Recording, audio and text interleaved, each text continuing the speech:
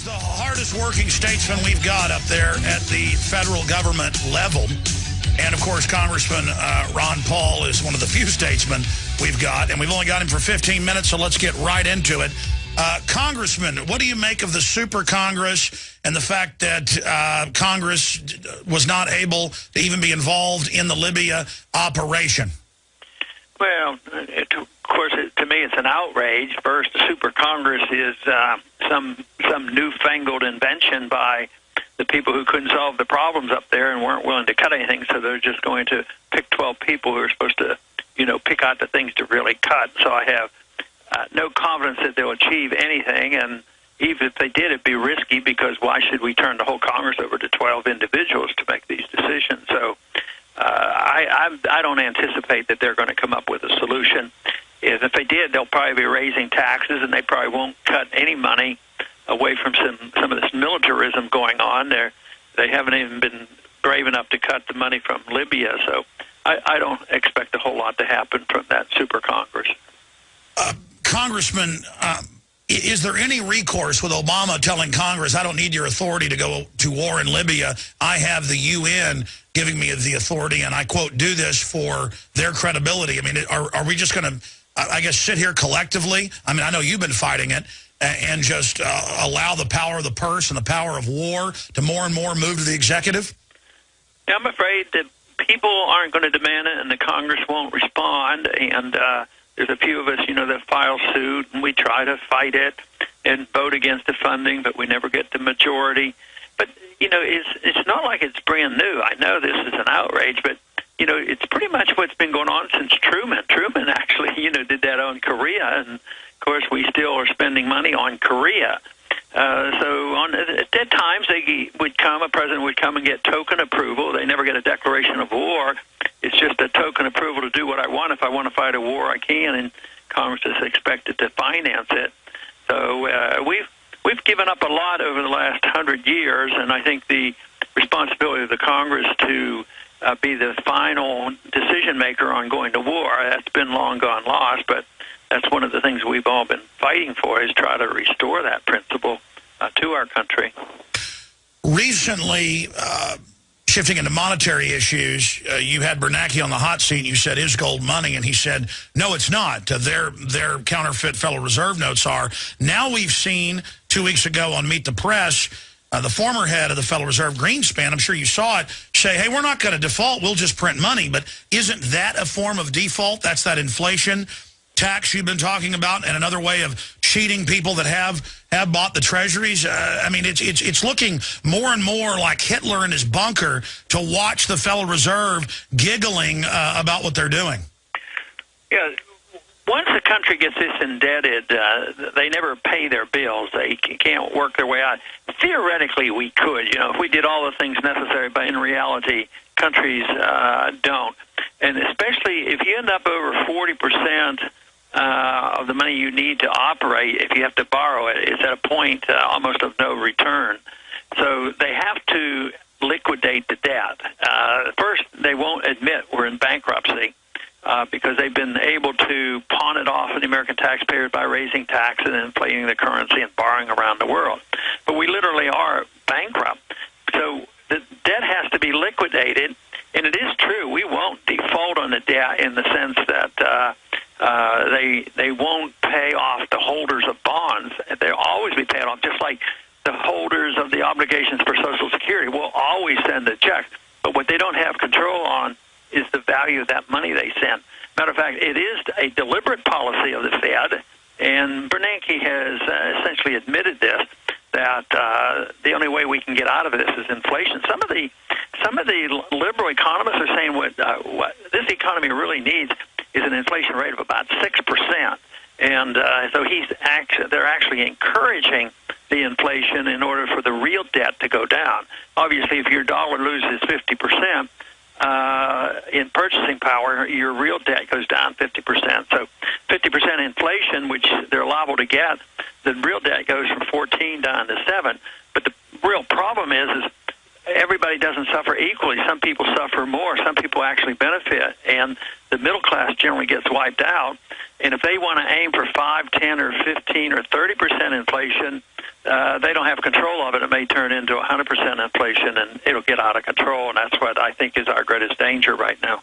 Congressman, it's been said by a lot of pundits that you're a prophet. I think Al Sharpton even said that, and that they can't deny that basically everything you've talked about has now come true, and they say Ron Paul's on a mission. He's certainly educating people. So at least they're admitting that you are in a war of ideas, and that you're trying to change the course of history, and I would say successfully doing that, win, lose, or draw. But getting some into the campaign, even when you were on Neil Cavuto yesterday or a few days ago, I saw it on YouTube last night, not sure when, you know, he kept saying, too bad you can't win, I sure love you, too bad you can't win. So it was kind of a back slap in a smiley way. I'm not attacking Cavuto, but the issue is, in every poll I've seen, I watch it, you've been number 1, number 2, or number 3 for the last 6 months.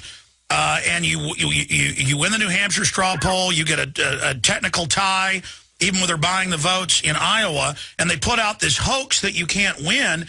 But then, meanwhile, and this is what I want you to speak to, you've got Romney, who's the Obamacare author, his model. It's now come out that not only was Perry the campaign manager in Texas for Gore, but that now we learn in '93 he gave speeches and wrote letters endorsing Hillary Care, worse than Obamacare, and forced Gardasil shots, sir. So I know you're a gentleman, but it all hinges, in my political opinion, and you can correct me if I'm wrong, you have much greater gravitas than I, on you going after these people because they are basically like Obama, but they look more like Ronald Reagan. I mean, what do you say about these two establishment hacks that the system is exalting as our, new leader? But generally, over the years, I've allowed their policies to speak for themselves, and their policies are now failing wholesale. That's why our voice is growing in strength and credibility, because everything they say and do and advocate is a total failure, whether it's the wars they fight or the printing of the money or running up these debts and all these proposals for the bureaucracy. I mean, just think of the size of government over the last the growth of the government over these last 50 years. It's been horrendous. So I think that is such glaring evidence that I don't relish the thought of just really accusing them of all sorts of things, because they're all to blame, and it's bigger than one person. I understand, but those are the guys that they're selling your voters, mainline Republicans, libertarians, conservatives. I mean, Rick Perry has gone from doubling, the size of Texas government in 10 years to saying basically that he's, I'm the real Ron Paul. I'm Rick Perry, and, the Federal Reserve is almost treacherous or treasonous. I mean, he's trying to become you. So what do you say to that? Well, I think that people have to realize and look at his record, and when they look at his record, they know that he's a flip-flopper. I mean, how can what he say be much different than what Romney has done with his medical care system up in Massachusetts? And you're right. Barry has endorsed Hillary's program. So, but the American people, I guess one reason why it seems so obvious to me. Why does anybody even have to lecture people? Why don't they just wake up and look at history and investigate a little bit? But I think more and more is coming out. I think Perry, is going to be a very, very formidable politician, and he may well walk off with it. But it's the sad state of affairs if the people don't wake up and look at their records. How can they be so happy about, like you said, he was the chairman for Al Gore in Texas in, 1980, I guess 1988, handing roads over to center of Spain, Bilderberg Group meetings, forced inoculations. I mean, the fact is he's doing all this stuff now, not just in '93 praising Hillary. What person in their right mind would support Hillary Care? I mean, I was 18 years old when they were trying to ram through, or 17, and I knew it was bad when I was 17. So right there, it shows he's got major judgment problems. People in Washington that I've known for years, and those generally who run for presidency, the only thing that motivates them is power. And it's not sound ideas, it's not freedom, and they're locked in on this power struggle. Both parties are this way. The parties pretend they're different, and they have different rhetoric, but regardless of which which party's in control, they end up doing the same thing. So it's only the power and the ability to provide special benefits to those special interests that put them in the power. Yes, sir. The reason why things are so different today is we're bankrupt, and that's why this is all going to come to an end. So the big question is who's going to pick up the pieces now, and who's going to lead the charge away from the drift where we have gone to, in the last really 100 years, whether it's foreign policy or monetary policy, IRS, and the Fed, and all these things have gone on for a long time. But I think it's coming to an end. And, yes, sir. And that's why what we're doing now, all of us, is so important. And I think their failures are going to speak for themselves. It's going to be their failures are shouting out very loud about how poorly their ideas are working. We've only got about 4 minutes left with you, sir, so I want to move quickly here. Obviously, when you say he may well walk away with it, you are within striking distance.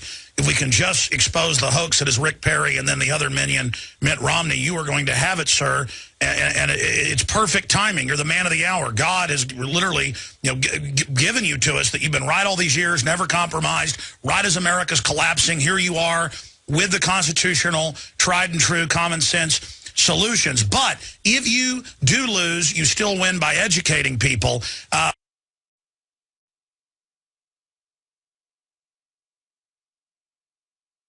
But you say that you're going to go home after this when your term is up. If you don't win the presidency, and leave, sir, are you still going to write and speak?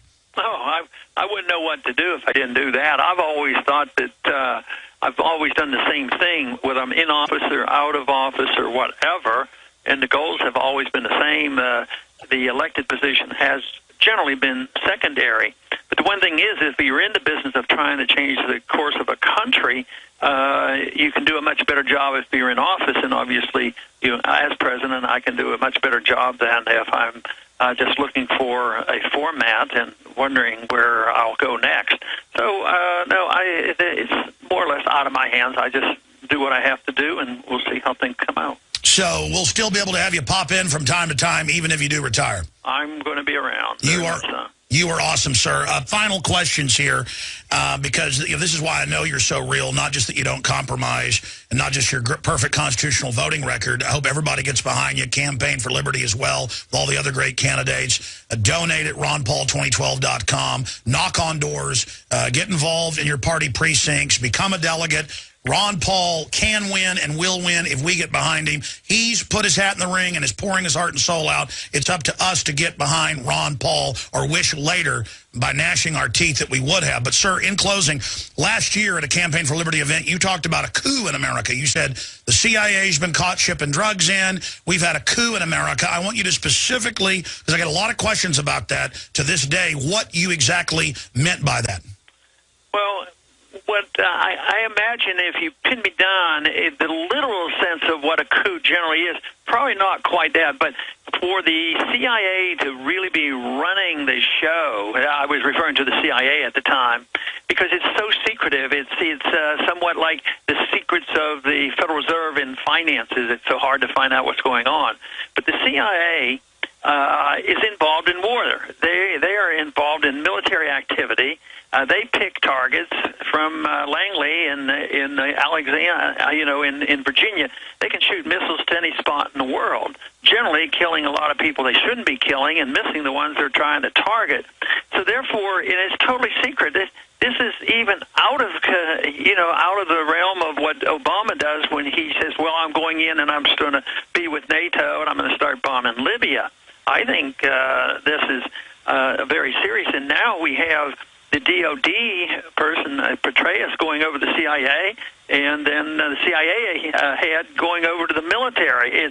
It's such a mixed deal that we don't know exactly what's happening, but I know the CIA has been involved in so many elections around the world. They pick and choose dictators. I'm sure they're in, I don't think there's any doubt they're very much involved in these revolutions going on in the Mediterranean, and we're just out trying to pick dictators. So I just don't like all this secrecy and government out of the control of the people who are responsible. Well, Congressman, we've got to let you go. I want to ask you one last question and just remind folks to get behind RonPaul2012.com.